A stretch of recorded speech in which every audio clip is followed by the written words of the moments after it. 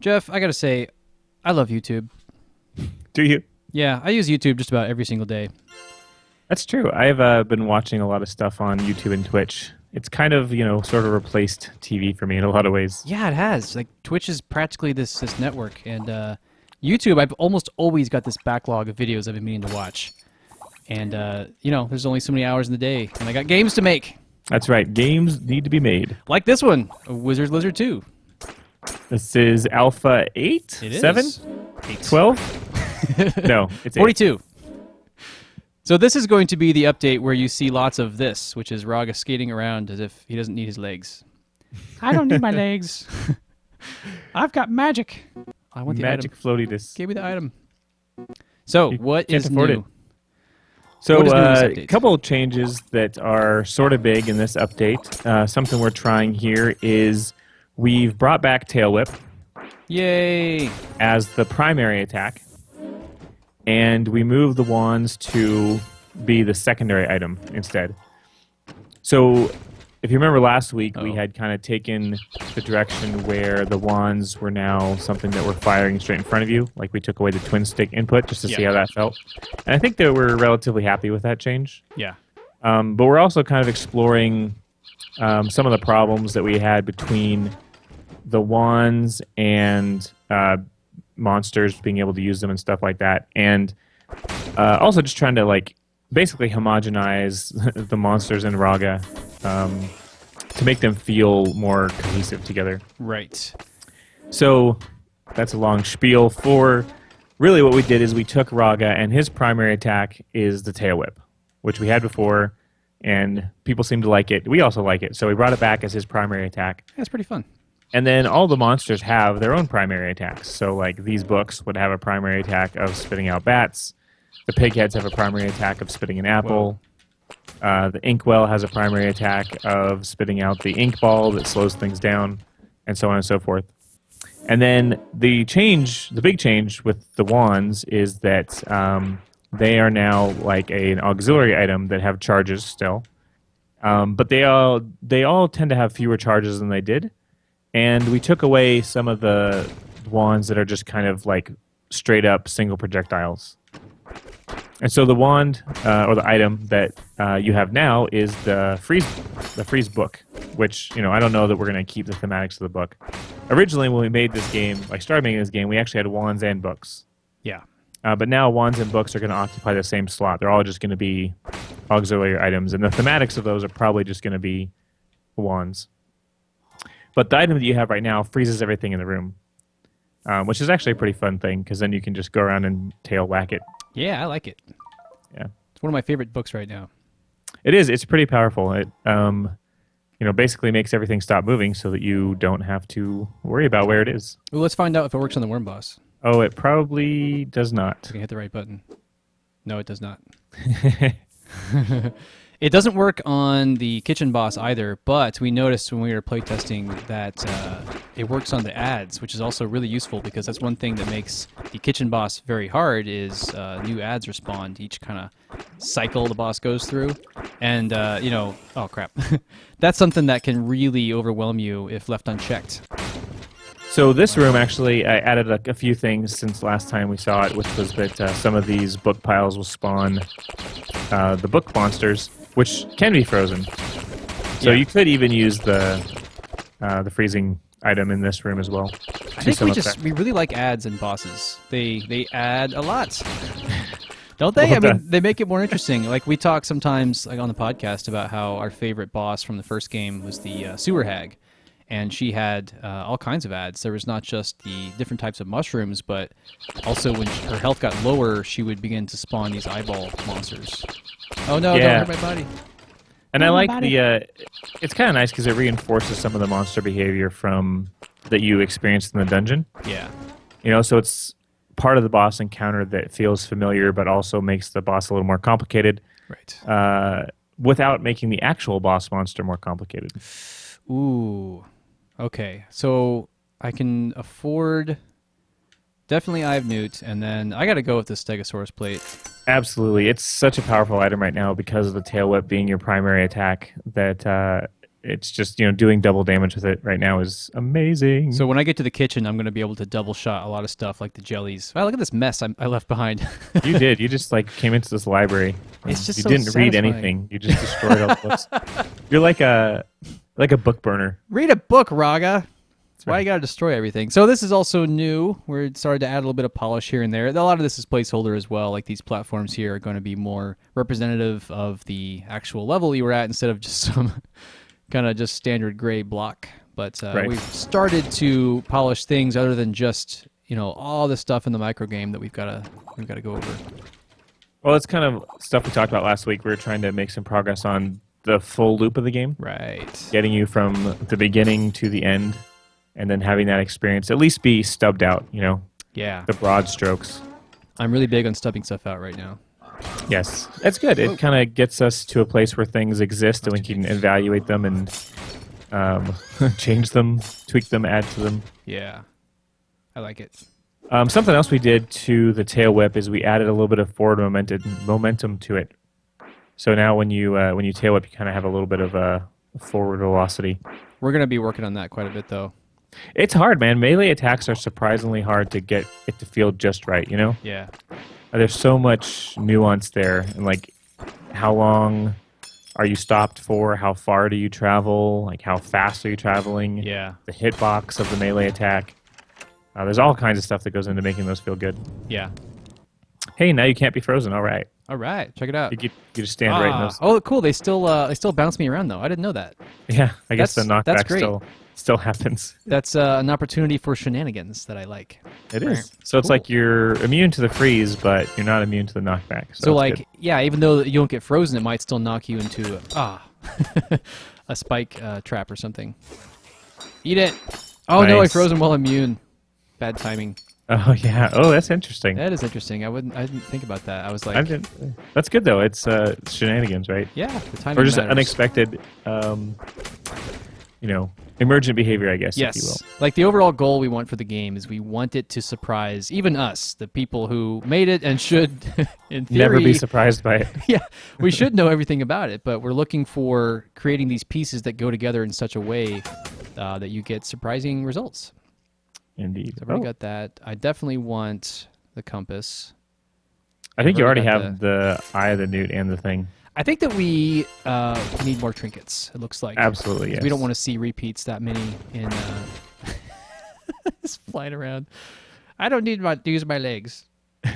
I think that Really what gotta we fix probably that. want to do is maybe consolidate those shops back so that there's, more of a mix of items instead of just being, here's a bunch of trinkets. Yeah, I think so too. Until we have fleshed out that a little bit more. Because we actually made a bunch of trinkets that we're kind of specific to...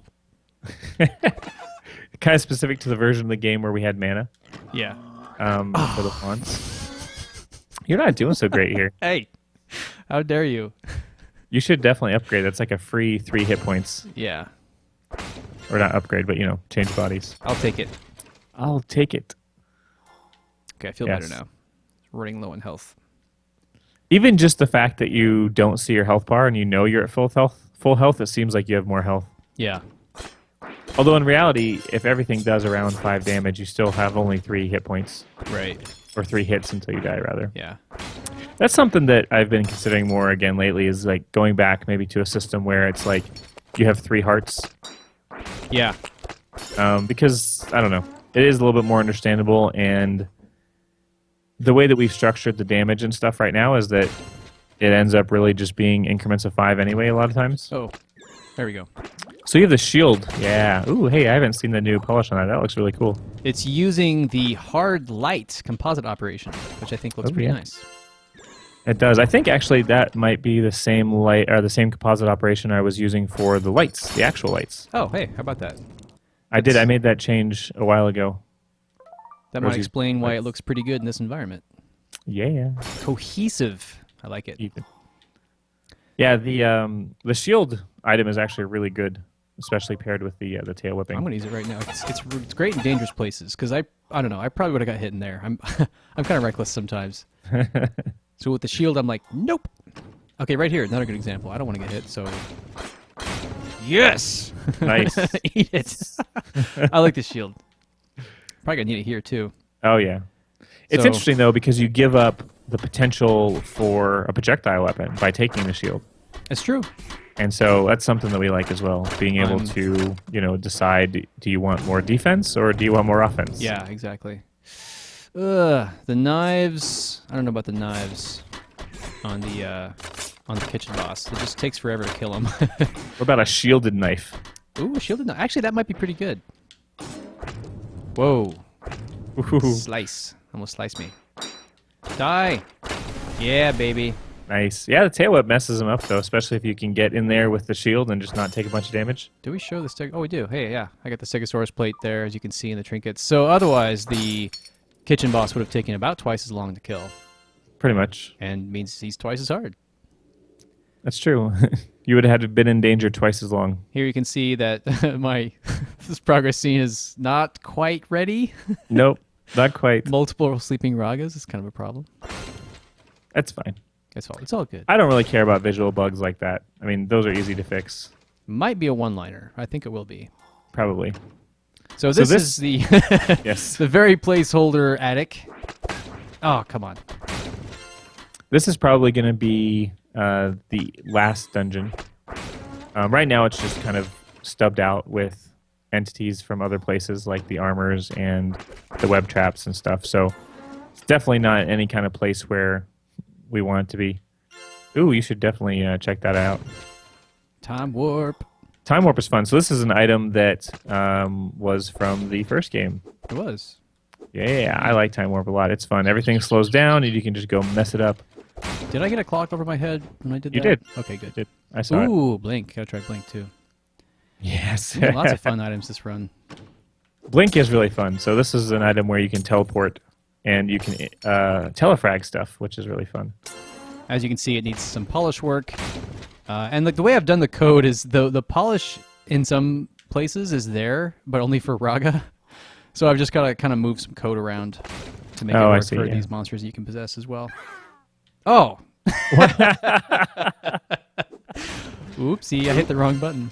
Yes, you did. I I think you bet- meant to possess there. And you I did. Yeah. telefragged him. Whoops. Yeah, that'll be a problem that our players will definitely encounter. I'm sure they will.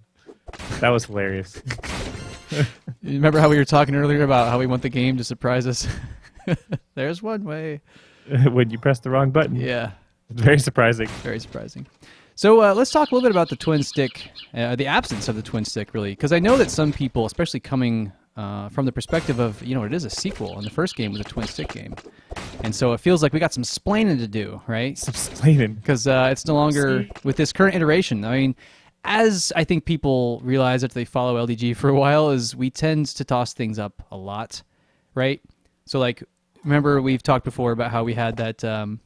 Oh, please don't make that reference yet again. Okay, I'll If I just hear say this. you, if I hear you reference that one more time, I'm gonna stop lost casting altogether. Okay, I'll just say we are known for changing entire genres. So if we're changing something as basic as from a twin stick to a face button, then that's not a very drastic change as far as we go, right? So I'm gonna go yeah, with the basic vision. idea behind it is that we're trying to pivot a little bit towards, the kind of gameplay that you would find in, like, say, Legend of Zelda, Yeah.